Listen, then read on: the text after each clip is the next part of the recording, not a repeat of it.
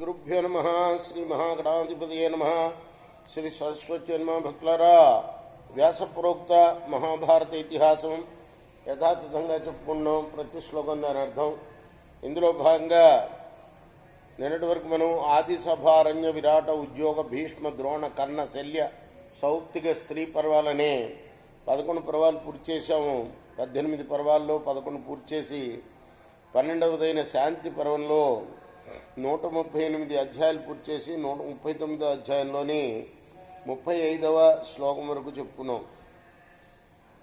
36 నుండి కొనసాగిద్దాం. కొనసాగించే ముందు వ్యాస భగవాను ప్రార్థన చేసుకుందాం. వ్యాసాయ విష్ణు రూపాయ వ్యాస రూపాయ విష్ణవే నమో వై బ్రహ్మనిదయే వాసిష్ఠాయ నమో నమః. నారాయణం నమస్కృత్య నరం చైవ నరోత్తమం దేవీం సరస్వతిం వ్యాసం తతో జయముదీరయేత్. సమర్థ సద్గురు సాయినాథ్ మహారాజ్ की जय. బ్రహ్మదత్త పూజని సంవాదం అనే ఒక సంవాదం భీష్ముల వారు ధర్మరాజుతో చెప్తున్నాడు. విశ్వాసం గురించిన ప్రశ్న ఇది ధర్మరాజు వేశాడు.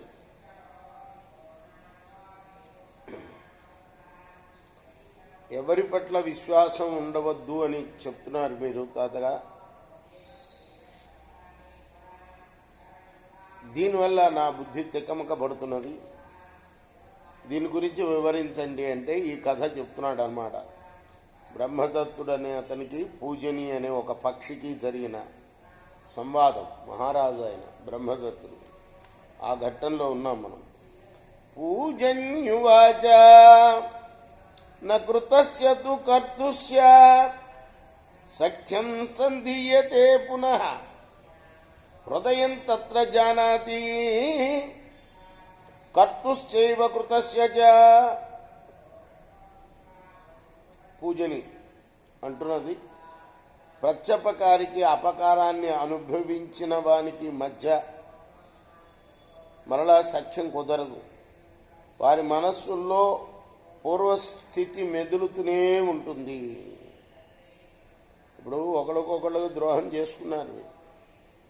బ్రహ్మదత్తుడికి తెలియకుండానే ఆయన పుత్రుడు వాళ్ళ ఆ మహారాజు దగ్గర ఉండే ఒక పక్షి, నమ్మకమైన పక్షి, ఎంతో స్నేహంతో ఉండేది రాజుకి.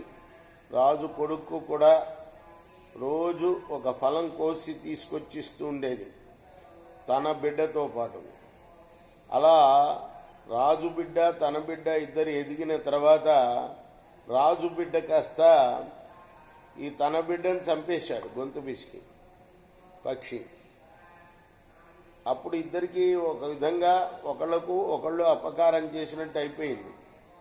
కాబట్టి ప్రత్యపకారికి అపకారాన్ని అనుభవించిన వారికి ఇద్దరికి కూడా సఖ్యం అనేది ఎప్పటికీ కుదరదు. ఎందుకంటే పూర్వ స్థితి ఎప్పుడు గుర్తుకొస్తూ ఉంటుంది కాబట్టి వాళ్ళకి. బ్రహ్మదత్త ఉవాచ కృతస్య చైవ కర్తుస్య సఖ్యం సంధీయతే పునః వైరస్యోపశమో దృష్ట పాపం నోపాశ్నుతే పునః. బ్రహ్మదత్తుడు అన్నాడు, ఖచ్చితంగా సంధి కుదరదు నువ్వు అంటున్నావు, కానీ కుదురుతుందని నేను అంటున్నాను. ప్రతీకారంతోనే వైరం నశించిపోతుంది. అపకార ఫలాన్ని ప్రత్యపకారి పొందనవసరం లేదు. ప్రతీకారం అయిపోయింది.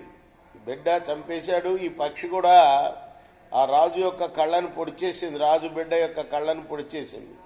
సో దాంతో అయిపోయింది. కాబట్టి అపకారం ప్రత్యపకారం చేసిన వాళ్ళు ఇద్దరు కూడా అనుభవించారు. కాబట్టి ఆ తర్వాత ఎందుకు పొసగదు, సంధి కుదురుతుంది అంటున్నాడు బ్రహ్మదత్తుడు. పూజన్యువాచ నాస్తి వైరమతిక్రాంతం శాంతితోస్మీతి నాశ్వసేత్ విశ్వాసాద్వజ్యతే లోకే తస్మాత్ శ్రేయోప్యదర్శనం. పూజన అన్నదప్పుడు వైరం ఎప్పుడు కూడా పోదు, అది ఉంటుంది. అనునయింపబడ్డాను కదా అని విశ్వసించకూడదు. నమ్మినందువల్లనే ప్రాణాల మీదకి రావచ్చు. కాబట్టి కనిపించకుండా పోవటమే నేను శ్రేయస్కరం. నేను ఇక్కడి నుంచి వెళ్ళిపోతాను. తరసా ఏవ శక్యంతే శస్త్రై సునిశ్చితైరపి సామ్నాతేపి నిగ్రహ్యంతే గజా ఇవ కరేణుభ. ఆడ ఏనుగుల సహకారంతో మదపటి ఏనుగులను బంధించినట్లు వాడి ఆయుధాలతోనైనా వెంటనే బంధింపలేని వారిని మంచి మాటలతో బంధించవచ్చు. బ్రహ్మదత్త ఉవాచ సంవాసాజ్జాయతే స్నేహ జీవితాంతకరేష్వపి అన్యోన్యస్య చ విశ్వాసః స్వపచేన శృణూయదా. బ్రహ్మదత్తుడు అన్నాడు, అప్పుడు ప్రాణహాని చేసే ప్రాణులతో అయినా సహవాసం వల్ల స్నేహం కలుగుతుంది, పరస్పరం విశ్వాసం కలుగుతుంది. శునకానికి చండాలునితో స్నేహ విశ్వాసాలు కలుగుతున్నాయి కదా. అన్యోన్యకృత వైరాణం సంనాసాన్ ఋతుతాంగతం నైవ తిష్టతి తద్వైరం పుష్కరస్థమిబోధకం. పరస్పర వైరం గల ప్రాణుల్లో అయినా సహవాసం వల్ల వైరం కూడా మార్ధవంగా మారిపోతుంది. తామరాకు మీద నీటి బొట్టులాగా శత్రుత్వం నిలవదు అంటాడు రాజు, బ్రహ్మదత్తుడు అనే రాజు. పూజన్యువాచ, ఆ పూజన అంటుంది అప్పుడు, వైరం పంచ సముద్ధానం తచ్చబుధ్యంతి పండిత స్త్రీకృతం వాస్తుజం వాగ్జం ససాపత్నాపరాధజం. వైరం 5 కారణాలు కలుగుతుందని పండితులు అంటారు. అవేంటంటే, 1 స్త్రీ, 2 ఇల్లు, 3 భూమి, 4వది మాట, 5వది జాతిగత వైరం.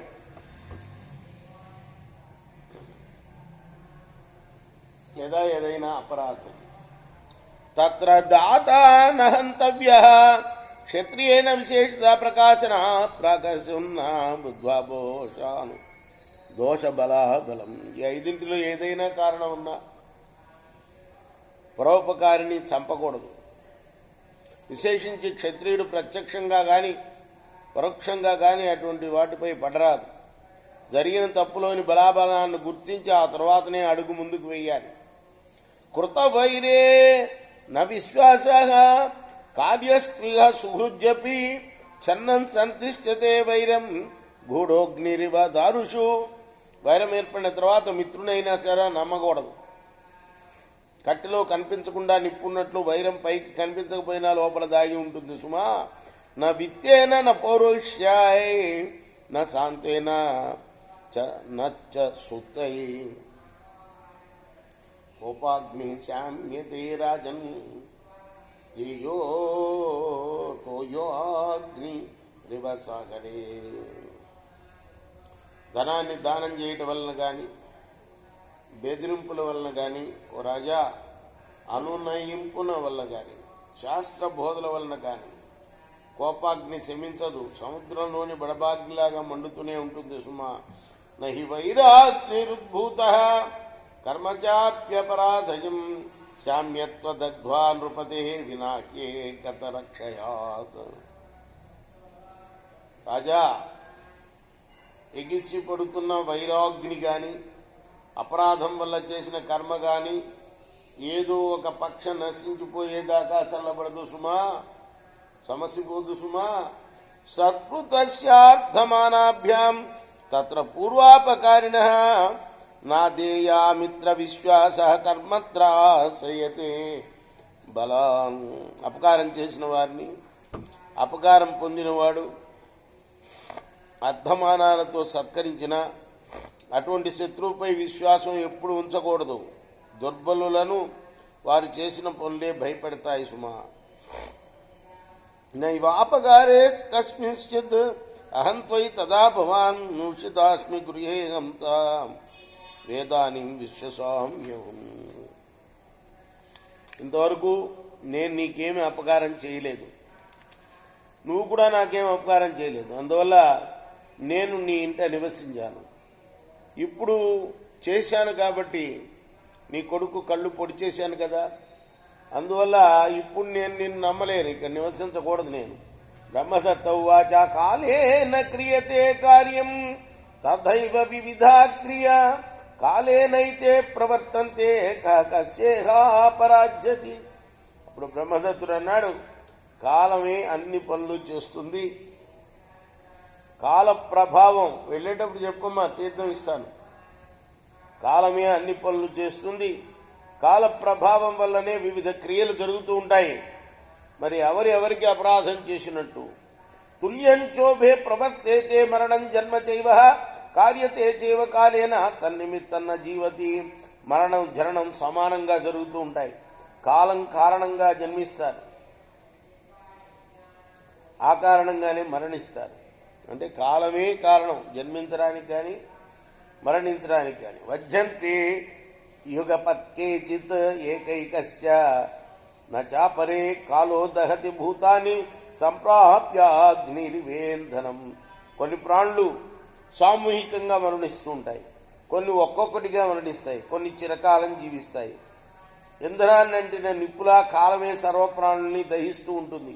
నాహం ప్రమాణం నైవత్వం అన్యోన్యం కారణం శుభే కాలో నిత్యం ఉపాదత్తే సుఖం దుఃఖం చ దేహినాం. కళ్యాణి, పరస్పరం జరిగే అపరాధాలకు నువ్వు కారణం కాదు, నేను కారణం కాదు. ప్రాణులకు ఎప్పుడు సుఖ దుఃఖాలను కలిగించేది కాలమే సుమా.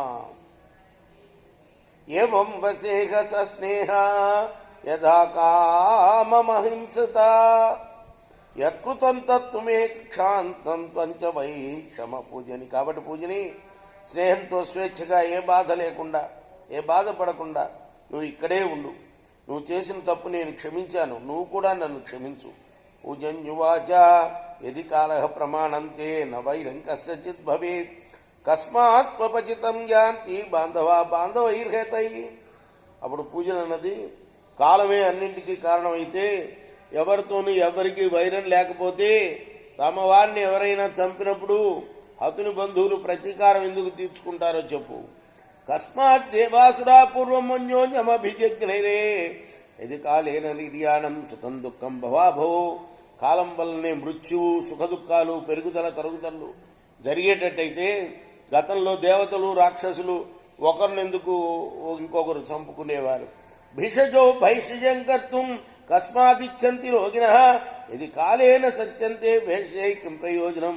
వైద్యులు రోగులకు చికిత్స చేయాలని ఎందుకు అనుకుంటారు? కాలమే అందరినీ చంపుతుంటే మందుల వల్ల ప్రయోజనం ఏమిటి? ప్రలాప సుమహాన్ కస్మాత్ క్రియతే శోకమూర్ఛితై ఇది కాలః ప్రమాణంతే కస్మాత్ దత్తోస్మి కర్తుషు. శోకమోహితులైన వారు ఎందుకు అంతగా విలపిస్తారు? కాలమే ప్రమాణం అయితే కర్మపరులకు విధి నిషేధ రూపమైన ధర్మాచరణలు ఎందుకు? తవ పుత్రో మమాపత్యం హతవాన్ సహతో మయ అనంతం త్వయాహ చ హంతవ్యా హి నరాధిప. ఈ కుమారుడు నా బిడ్డను చంపాడు, నేను నీ కొడుకుని చంపాను, ఇక నువ్వు నన్ను చంపడమే కదా తదుపరి విధి.